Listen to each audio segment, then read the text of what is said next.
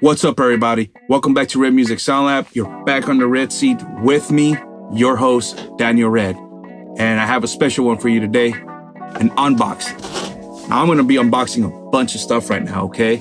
But basically, I'm getting ready to track the drums for the Red Music Sound Lab mic demos.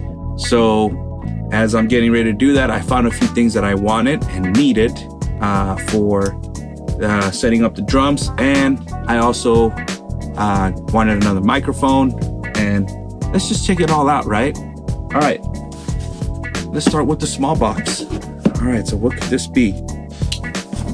Let's see. So I ordered quite a few things, as you can see from the description.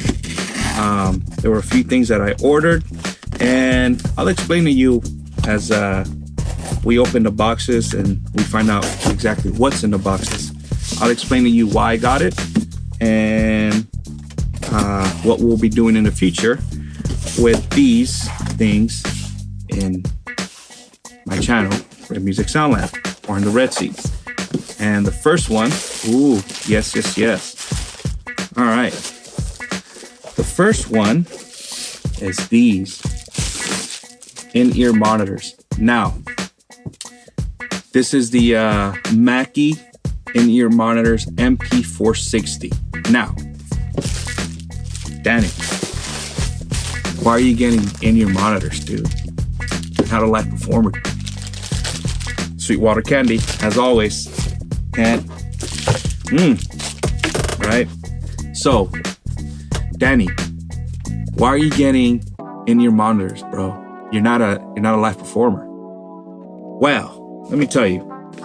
For Christmas, this past Christmas, 2020, my wife was looking for some earbuds, and I just didn't want to give her some rinky-dink earbuds either, and I didn't want to give her some bass-heavy earbuds because she didn't want none of that stuff. All right, she wanted some nice, pleasant things to put in her ear to turn off the world so that she could sleep better and play some white noise in her ears and all that stuff.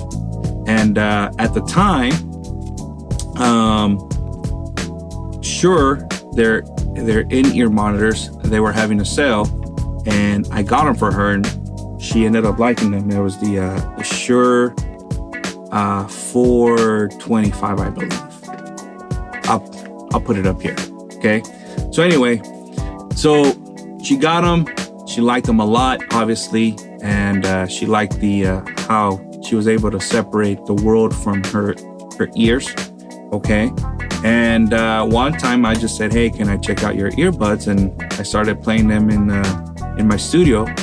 And I was like, damn, these things sound pretty damn cool, right? I don't know what it was. It's unlike any earbuds, and it's unlike any headphones, right? Oh, those are the blues. I think back here, I have some Shure headphones, like some of the real good top of the line closed headphones. And for a while I was using those, but when I heard the in-ear monitors, I was like, whoa, this is pretty cool, because like it felt like every EQ move that I was actually doing, I could hear it, right? Unlike, the headphones where you got this massive driver, sometimes you tend to overdo everything, both on the highs and the lows, right? So with the in-ear monitor, I was like, ooh, let me check this out. And after a while, I look, honestly, I prefer mixing with my speakers, right? The only problem is because I do have a home studio and I don't get to work on my hours or the hours that I prefer.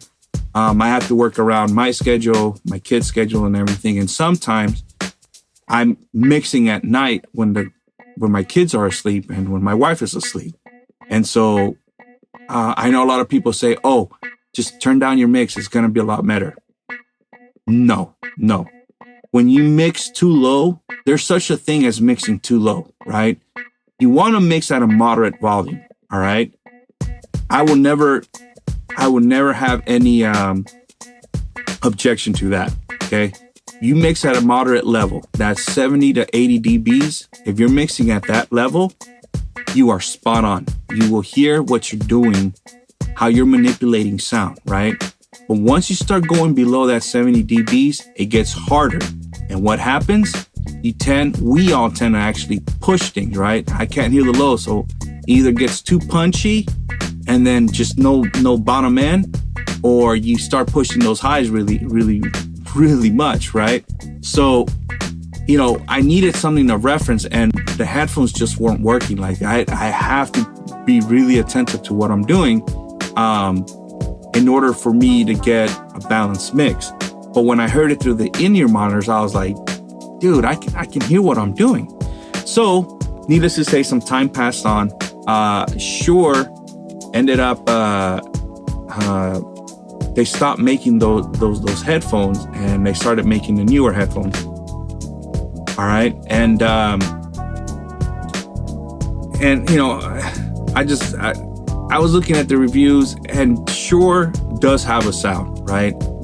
They tend to be pretty balanced, but kind of weak on the bass, right? And then I was reading somewhere where they said that the high mids and the highs sometimes tend to have a little too much drive, or just something doesn't sound natural, right?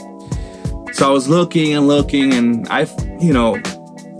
it was hard to narrow down my decision, but eventually I narrowed it down to these, all right? The Mackie MP-460. Now, I don't like to review headphones or speakers because everything's very subjective, right? This is why I came out with the Red Music Sound Lab mic shootout method, right? Because I don't want to tell you what I think of a product, okay? I want you to listen. I want you to experience the product as much as you can via video, all right? And it's hard for me to go, oh yeah, they sound well balanced, well neutral, and all this and all that. And then you get them and you're like, what was he talking about, man? This guy's dumb. You know, so I'm trying to find a method of reviewing earbuds, headphones, monitor speakers, so that you can have a feedback, or you can listen to them, you know, in a sort of way. But I'm still trying to negotiate through that and see if I can execute that desire. So stay posted, stay with me, and we'll let you know. But yeah, I'm going to be using these for mixing at night when my kids are asleep, or my girls are asleep, or my wife is asleep, and I just need to I need to listen closely. The other thing too is, as you can see, my outboard is out of the sweet spot right here, right? So as soon as I move and I start doing EQ moves on some of my outboard, I don't know what I'm doing, right? Because I'm out of the sweet spot. So I don't know what's going on.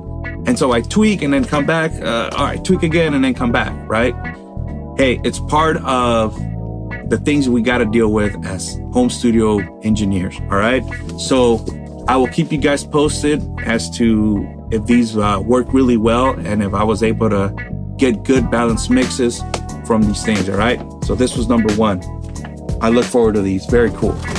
All right, now for the big box, all right? Big box is gonna have quite a few things. Let's see if I can pick it up without knocking out a bunch of stuff here in the studio. Whoa,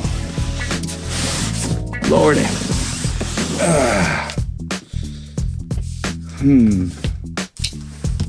Let's see what we got here. So a lot of the things that I got was in mind because I'm going to be recording drums, and you know, even though this is a recording audio channel, right? Drums get recorded, guys. So I'm gonna have a few videos showing a few things that I found for the drums, and should be pretty interesting to check out, right? And it's audio related because it's gonna have to do with the sound of the drum.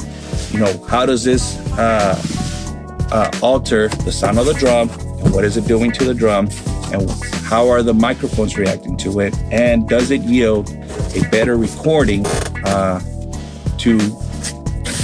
does it yield a better recording, right? So let's check it out. Oh man, it's a big box. All right, so a bunch of bubble wraps, right? And let's see. All right, first up, woo, yeah. Oh, they changed it a little bit, huh? All right. So, second thing to unbox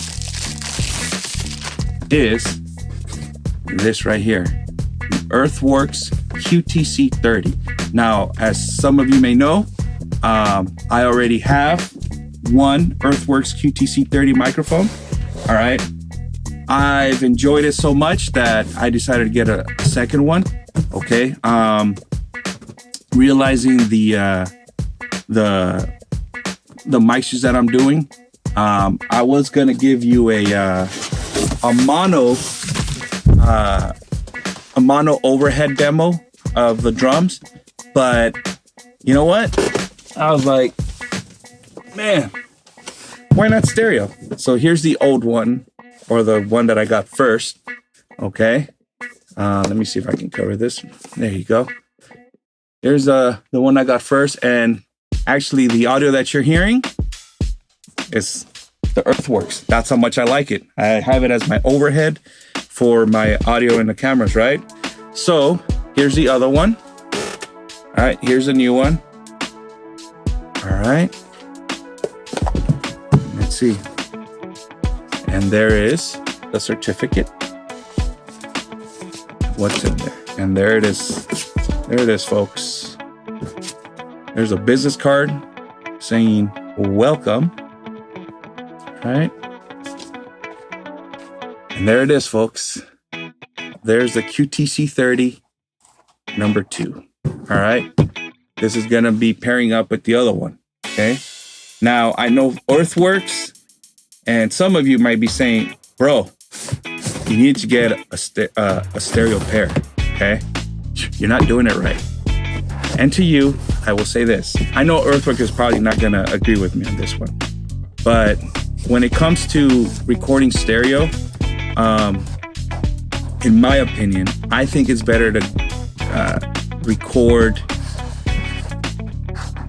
not using a stereo pair, meaning like two microphones that were made next to each other.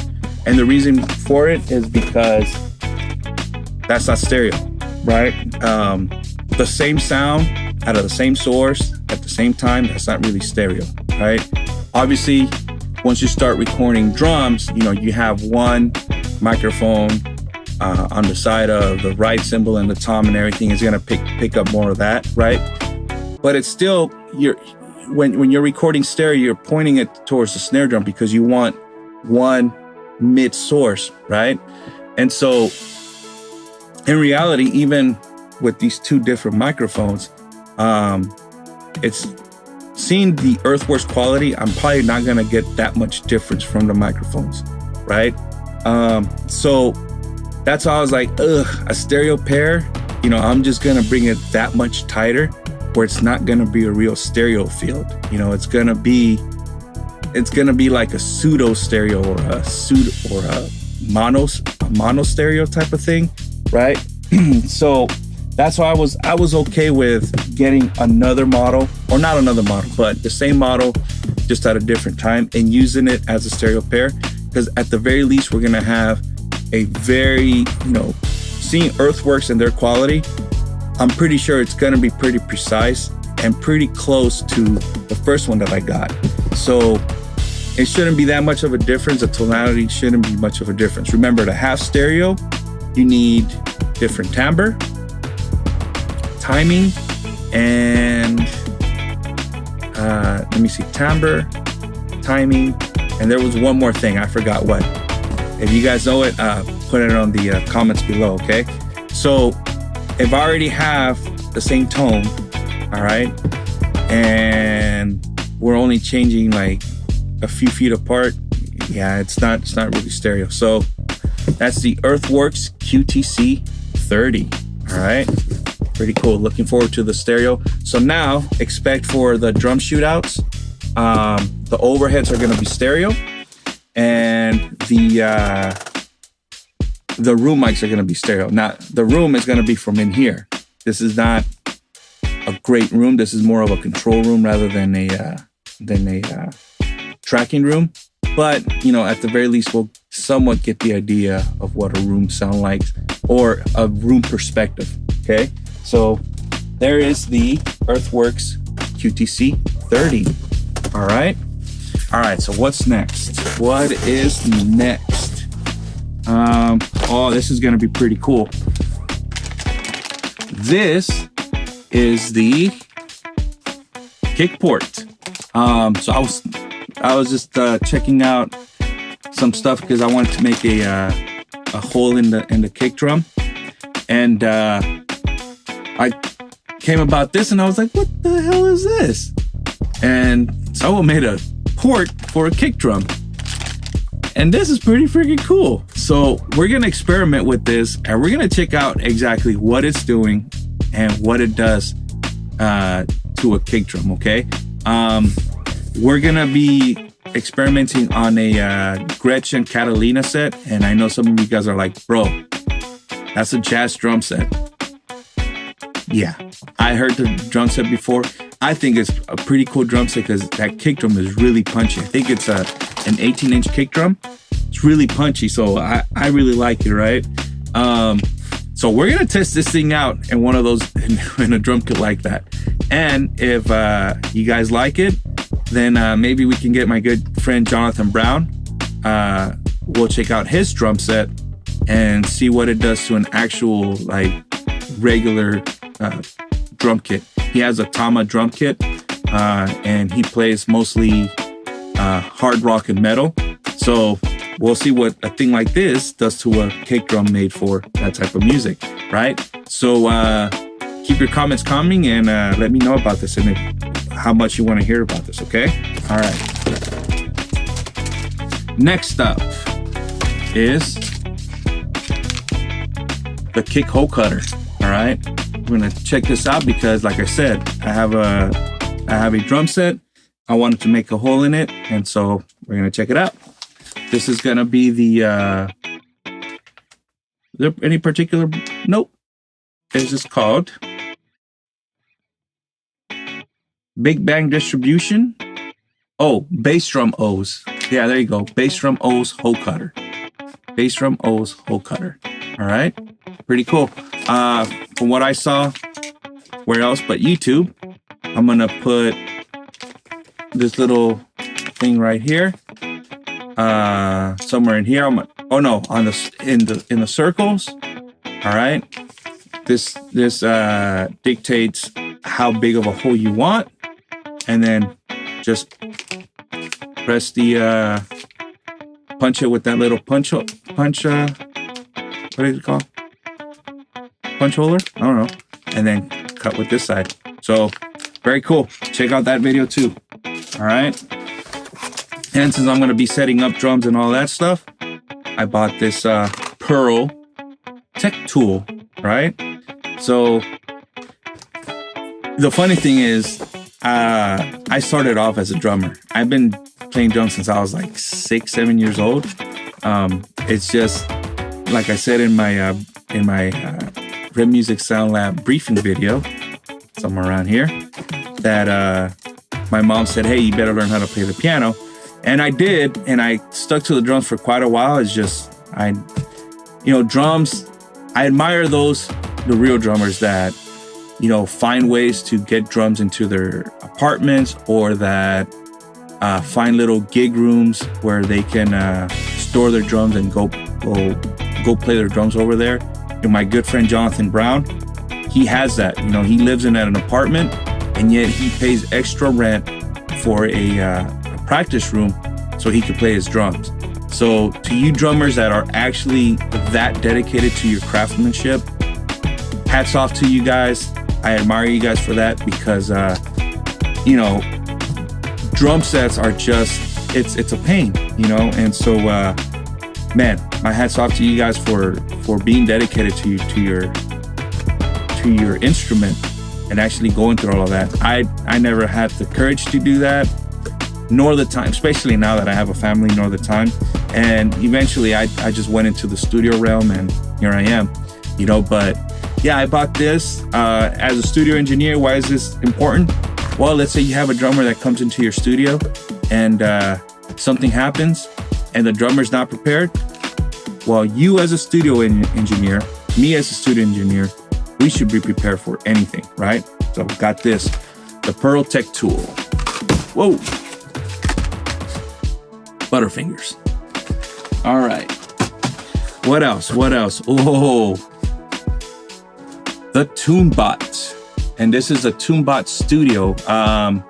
This is the updated version. There used to be another one. I forgot what it was called. But I guess the first version, it would just put out the frequency, right? This one actually puts out the note and all that stuff. So, you know, I'm going to be, like I said, I'm going to be recording drums pretty soon. I'm not a drummer, and I haven't practiced drums in a long time, and I haven't tuned drums in a long time. So, and even when I was a drummer, I was a very young drummer in my 20s. Yeah, I'm not in my 20s anymore, guys. But yeah, even in my 20s when I was playing drums a lot, I didn't really know the ins and outs of tuning drums. I saw this and this looked pretty cool. So yeah, we're gonna take a look at this, all right? All right, let's see, anything else? I think we're down to the last one. Yep, but as always, man, I lucked out because I got 2 packages, so I get 2 candies. Thank you, Sweetwater. Boom. There are my candies for the day, I guess. And let's see, yeah, last one. This is the TruTuner, right? The TruTuner, Rapid Drumhead Replacement System, okay? Now, again, you might say, Daniel, you're a studio engineer, bro. What's up with that, dude? And to you, I tell you, listen, when you're doing everything here by yourself, you don't really have the time. Really what this comes down to is the time, right? I'm gonna try and do a timing demo to see if it's worthwhile. But what convinced me about this was that, you know, like, yeah, to get your head out of the drum and then put a new one, it's kind of similar time, right? What sold me about this was the fact that you pretty much, you know, you tighten up to around where you want, right? And the tone is going to be pretty much the same throughout the drum, right? So that's the biggest difference, that when you do it manually, you know, or you do it by hands on all the screws, you're going to have different tones throughout the entire drum. And, you know, which one do I want to get to? You're going to be playing a lot of the guessing game, right?